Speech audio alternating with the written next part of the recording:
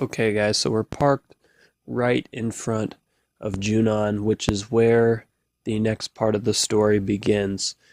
Now, right off the bat, I apologize. I somehow, some way, did not end up having my sound cable connected to my PVR when I was doing this part, so there is not going to be any sound for the next few parts.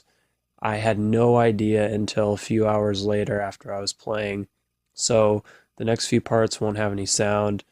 But then again, uh, if you're playing this, it won't matter because you'll have sound. Anyway, so we're parked in front of Junon. This is where the next part of the story takes place. Um, if you want, there is still extra bonus stuff to do. I haven't done it yet. I will do it later. I think what happened is I got so over doing all of the bonus stuff. I wanted to get back into the story, so I did a little bit more of the story before I went back and did the rest of the bonus stuff. So it kind of depends on how badly you want the stuff. You can either follow exactly how I'm doing it, or you can go and get that extra bonus stuff now. That would mainly take you to Gold Saucer. The battle arena, we still need to get the championship belt, Omni Slash, W Summon, and Final Attack, all from the battle arena. And then we also have items to get at the Chocobo races. So if you feel like doing that now, you can go and do that. I am going to do it later. Now here at Junon, you notice as you're running, you stop and there's a quick cut scene, and Cloud says, "Doesn't it feel like we're missing something?" Well, in fact, we are missing something. You'll find out what that is very soon. So we're going to keep heading forward, and we're finally going to get to go to a place where we've never been before, which is the underwater reactor. So if you've ever been here before, this path has always been blocked, and now for the first time it is not.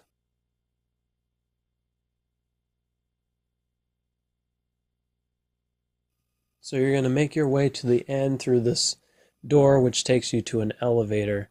There is going to be two Shinra guards in here. You will have to fight them. It's a very simple fight, and you're going to fight a lot of Shinra soldiers actually throughout this. You have the opportunity to steal from all of them. For the most part, you're only going to get 8-inch cannons from them. So these soldiers that are in the blue uniforms, you'll get 8-inch cannons from them. So if you've stole from any of them before and got them, you've noticed there's been a few times we've come across them and I've stolen. You get 8-inch cannons. If you want more, you can steal from them, but there isn't much of a point if you're going to do the W item trick, because we can always just get more of those. So if you don't want to get any more of those, you don't have to steal from them. I was just being super cautious here, thinking that there could be a possibility I could get something else, so I ended up stealing from all of them. There is, in fact, a couple different soldiers. They're going to be different colors, though, and those guys you can get some rare items from, so you'll definitely want to steal from them. But these blue ones, it's not very necessary.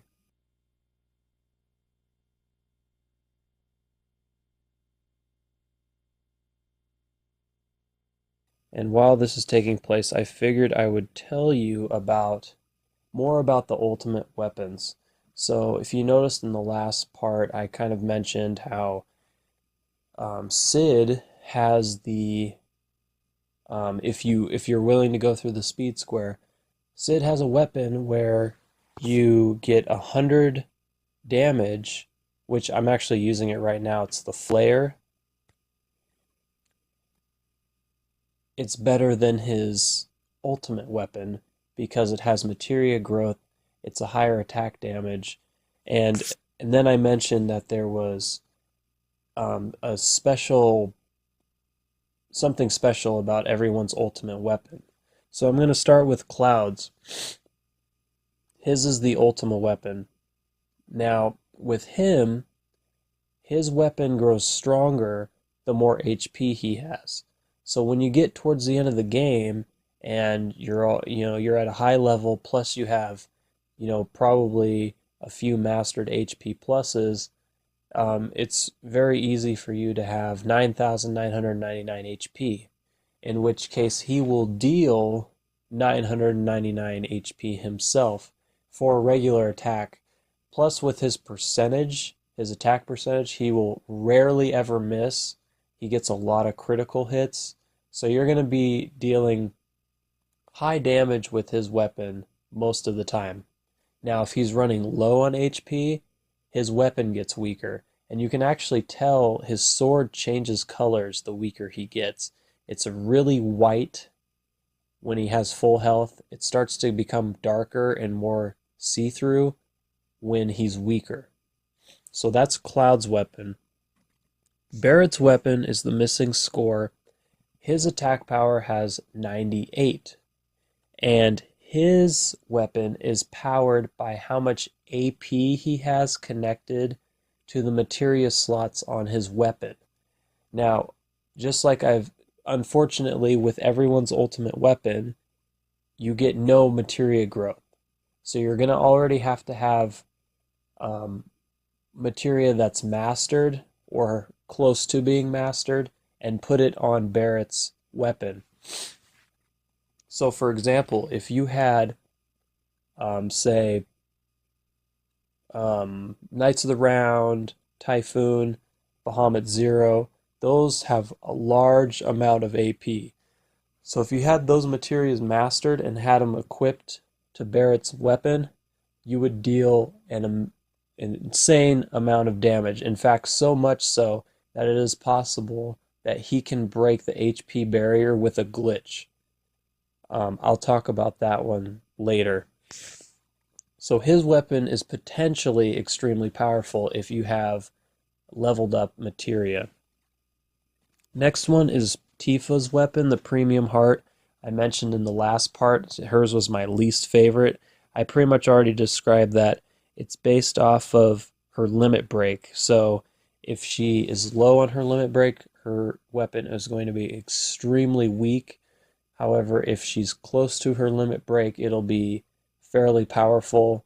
But like I said before, when I have Fury on, she's never really close to her limit break. She's either like, just got done with it, so she's at the beginning. Sometimes she's close, but she won't be close for very long, and then it goes back to being weak. So hers in particular, I really don't like. Red 13's, his is called the Limited Moon. It's pretty much just like Cloud's. The more HP he has, actually with him, it's opposite. So instead of having the more HP, it's MP. So the more MP that he has, the more damage he will yield. So completely opposite from Cloud, but the same rule applies. Kate Sith's weapon, HP Shout or Marvelous Cheer, is just like Red 13's. It just depends on how much MP he has will determine how strong his weapon is. Sid's, which is the Venus Gospel, his powers up the exact same way as Red 13 and Kate Sith's. The more MP he has, the more powerful his weapon is. And I actually don't ever use it in this game because I either use... He has a weapon that we're actually about to get that is the other weapon besides Cloud's Apocalypse. That's a triple. Plus his is also connected to, has connected materia slots. So I either use that one to level up materia, or I use this one, the Flare, because it is not only stronger than Sid's Venus Gospel, but it has materia growth as well. Yuffie's Conformer, her ultimate weapon, is very interesting. It's different. It's unlike any others. It is it deals a normal amount of damage when you're doing the morph command. So up until this point, morphing will be fairly difficult. But if you use her weapon, the Conformer, and put morph on her, she'll deal the same amount of damage as she would for a normal attack, making it extremely easy to morph people. Because if you've noticed, if you try to morph someone, it does a tiny, tiny bit of damage. So it takes a lot of timing and a lot of work to morph people. And then finally, there's Vincent's death penalty. Now, if you went and went to the waterfall and talked to that girl and went through the cutscene and all that, by this point, you should be able to go back and grab it. But I'm pretty sure I didn't get it until the third disc or a little bit later from now. But you should be able to go back now and grab it if you haven't already. But Vincent's is actually the strongest weapon in the entire game. The reason why is because with him, his weapon gets stronger the more enemies he kills. So his is potentially limitless in power. Everyone else has a breaking point. So like Cloud, for example, his health can only go to 9,999, so it can't get any stronger than that. Everyone has like a certain limit. But with Vincent, if he's killing people non-stop, his weapon can become insanely powerful, so much so that he can also break the barrier glitch, the HP barrier glitch. And if his is actually easier to do than Barret. So, but you do have to kill a lot of enemies with the gun.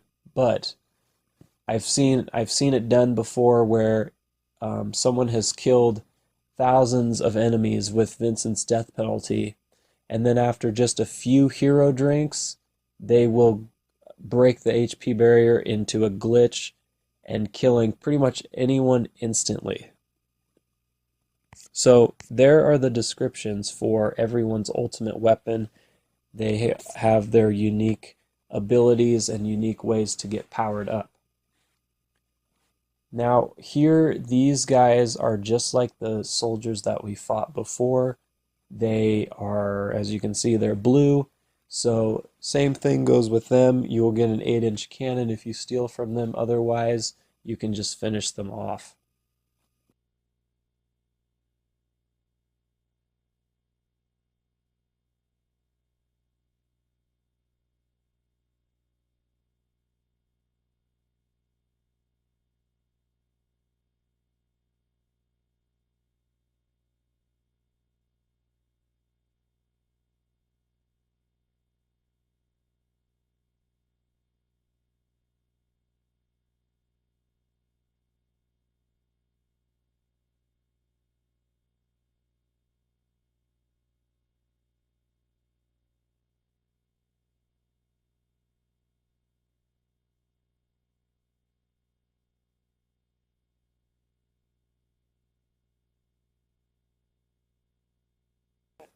However, when you get to these final two soldiers in this area, even though they show up blue on the first screen, they're now a brown color. Now these guys you definitely want to steal from. They have a rare item, and it is the Shinra Alpha. It is an armor, and this is the only place that you can get them, or the only people that you can get them from are Shinra soldiers. So be sure to steal from both of them.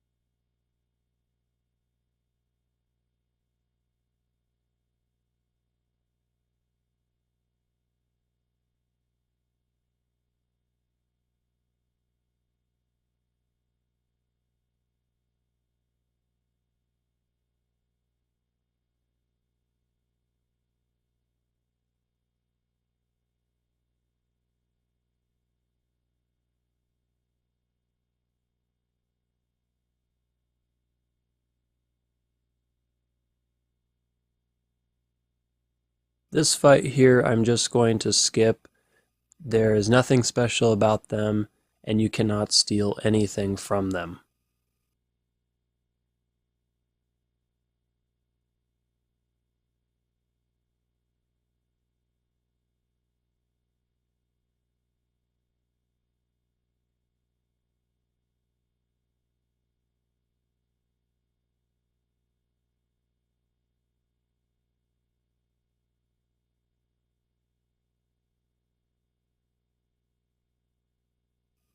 So, in case you haven't figured out yet, we're going after the huge materia here. They're putting it into this red submarine, and we are going to try and get it back. There is one more piece of huge materia after this. That has been our whole goal ever since when we escaped from the Shinra and got the high wind. So now we run into Reno of the Turks, and unfortunately we don't get to whoop on him. He leaves us with a boss fight.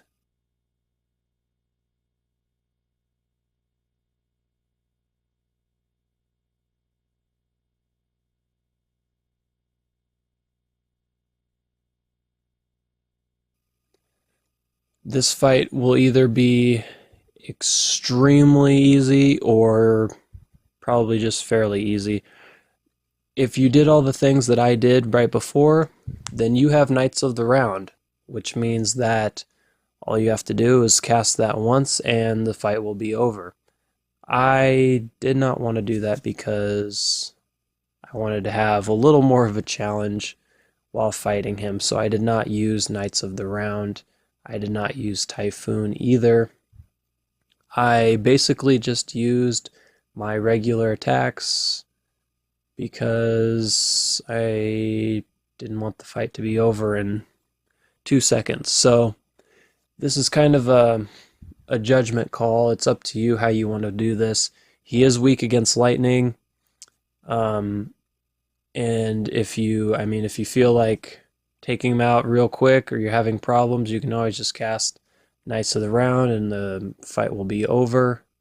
Or you can find another way to defeat him. It's all up to you.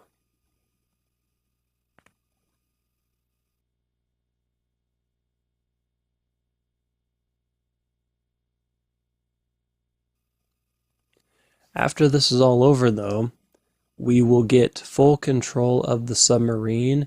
We will also get to play the mini game, the submarine game at Gold Saucer. And we will finally get to go to the sunken Galinka, which is, despite one of the scarier places to be, it's one of my favorite places to go. However, fair warning, you will want to be very, very prepared health-wise before you go in, because it is a very dangerous place. It is very easy to die there. You will definitely want to save before going in, really at any time, even if you're really strong.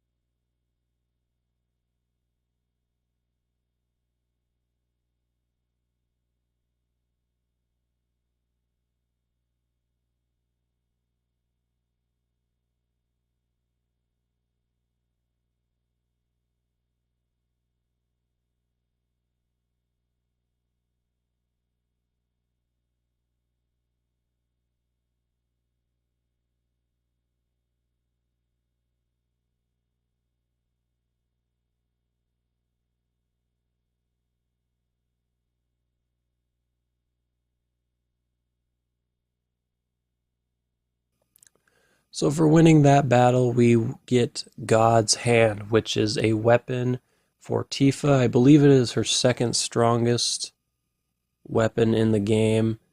I think that's usually what I have on her for the rest of the game.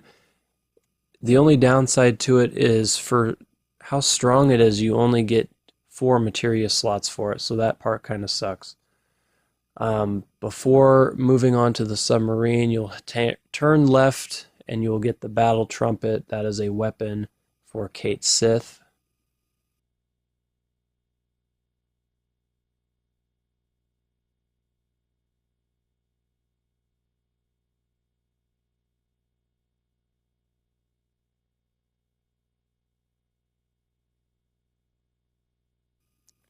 Be sure to grab the 2 chests that are over here. That is the weapon for Sid. And then the Leviathan scales is a very, very important item. You will see what that is for later. Now we have a whole mess load of Shinra soldiers to go through. These guys are in blue, which means that if you steal from them, you will get the 8-inch cannon, so you can probably go ahead and just kill them without having to worry about stealing from them.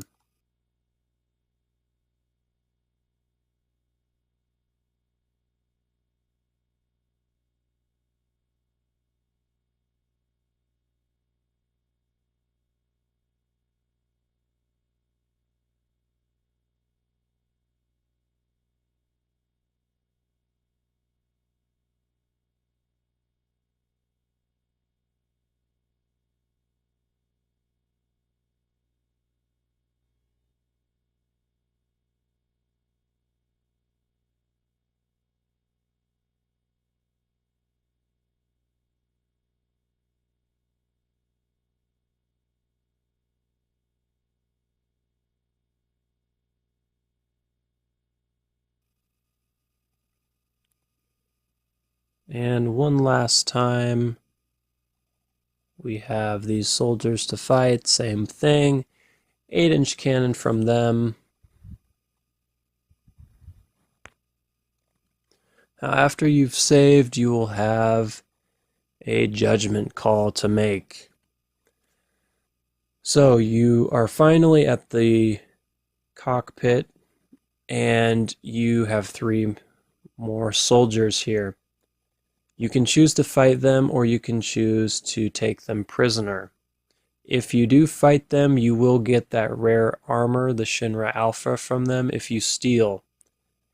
However, I had a soft spot for these guys because, if you remember, this is the same soldiers that trained you when you were pretending to be a Shinra soldier the first time you went to Junon. These are the exact same 3 soldiers that taught you how to march properly and all that stuff. So I decided to let them live, but if you want to kill them, you can, and you will get armor from them if you steal. Now we are about to start the mini game, where basically we are going to go after that red sub and try and shoot it down. You have 10 minutes to do so, and it's extremely easy. You press square to fire the torpedoes. You press square or triangle to speed up, X to slow down, up to go down, down to go up. All you have to do really is watch out for the mines. There are mines floating around, but it is a very, very easy game. If you do not win, however, you will not get the huge materia. However, there is a way after, if you do lose, that instead of having this grayish colored submarine, we can actually steal the red submarine, and you can use that throughout the game, which is kind of cool. I think the red submarine is much cooler, but you won't get the huge materia, so it's not really worth it. So as you can see, that took me all of 19 seconds to do. It's very, very easy. Now the submarine sinks to the bottom of the sea, so we have not gotten the huge materia yet. We will have to go back for that. So in the next part, I am going to first grab the huge materia. We're going to go to the sunken Galinka and get all of the very, very nice items that are inside there. And then we're also going to skip ahead and grab an item that we're going to have to get later on in the game. That way we won't have to try and find it later. Then after that, we will go and grab the very last huge materia that is headed to Rocket Town.